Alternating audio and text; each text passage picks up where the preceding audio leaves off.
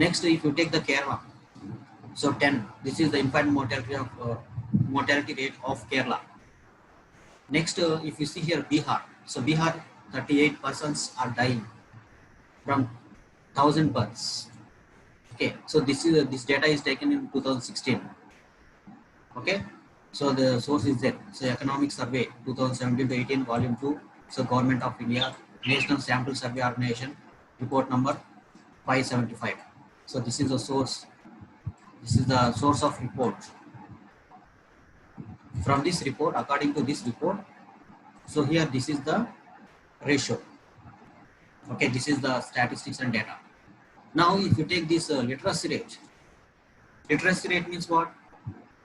So what is the percentage of people studied in that country?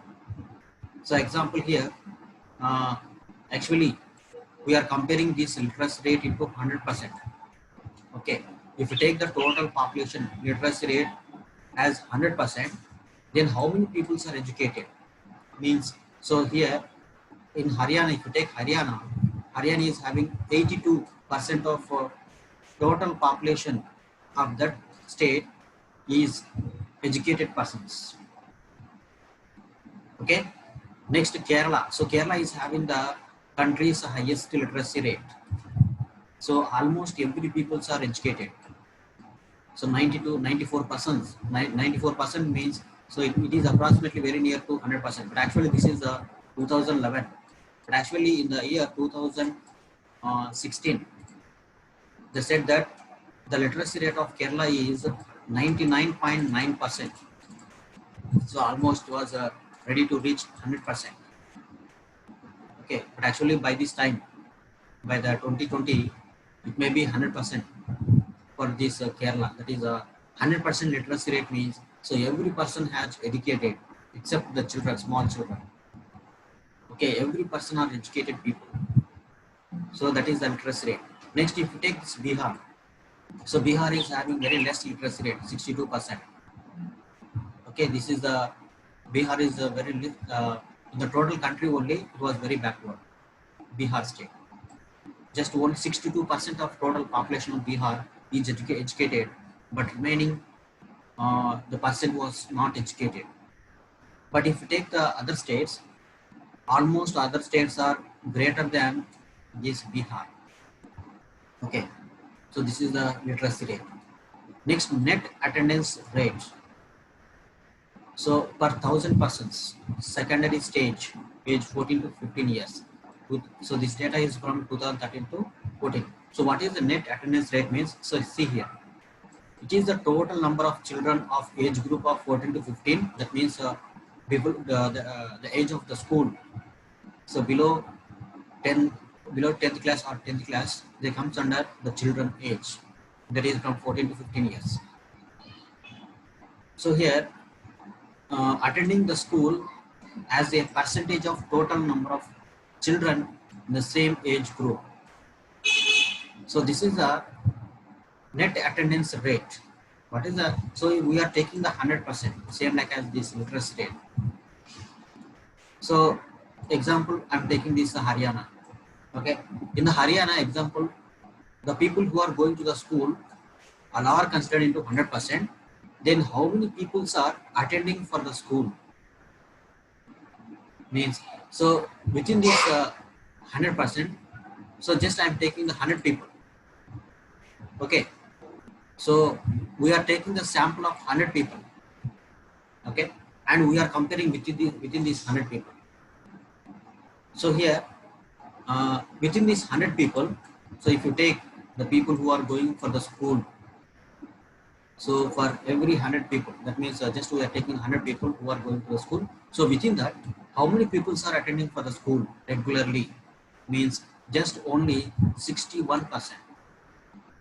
Okay, but remaining other persons are also going for the school, but they are not going to attend the school regularly. So due to this one, the literacy rate may be affected.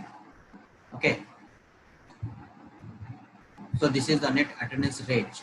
So net attendance ratio. So this is compared for 100 persons, but infant mortality rate is considered for 1,000 live births. Okay, these three definitions are very important. Okay, so next, just to move forward. So remember this one. This is very, very important definitions mainly. And also remember this Bihar is very low in this data. Okay, not only in this data, throughout the country, if we compare all the states, so Bihar is very backward state in the development as well as in the literacy rate. Okay, next in the net attendance rate also. Next, Kerala is having the highest literacy rate. Okay, in India, total India, so Kerala is having the highest literacy rate in India. So remember this one for examples. While explaining these definitions, you may use in these examples. Next, so understanding economic development. Okay. Next, see here, most babies do not get basic health care. So what are these problems faced? So in India also, mainly in our country, as the most populous country in the world, but there is a less doctors in our country. Okay, there is a lack of doctors are there in our country. So actually, nearly it was for 1,000 people in our country. If you take that, there is only 2 RMB doctors. For 1,000 people, there is only 2 RMB doctors. This is the statistics given by health department recently. That means what? So we are having very less doctors, not RMB doctors, even the doctors also. For 1,000 people, so just only 3 doctors are there, which is not at all sufficient.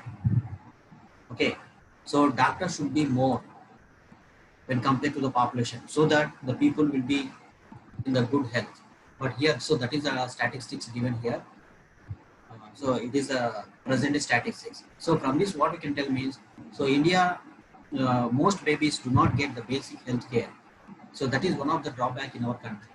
Okay, so the government should take care of these facilities. Next, public facilities are there. So what is the meaning for public facilities? So food, shelter, clothes. That means food, shelter, clothes, and basic needs, mainly schools, okay, transport, okay, education, employment. So all they consider public facilities. So money in your pocket can't buy all the goods and services that you may need to live well. So whatever the people are having the money, that is not at all sufficient to get all these basic needs. Okay, so of course there are some rich people are there. They can fulfill their facilities or their needs. But actually here, so many people are poor people. So they are unable to get these public facilities. So that's why the governments are providing these public facilities.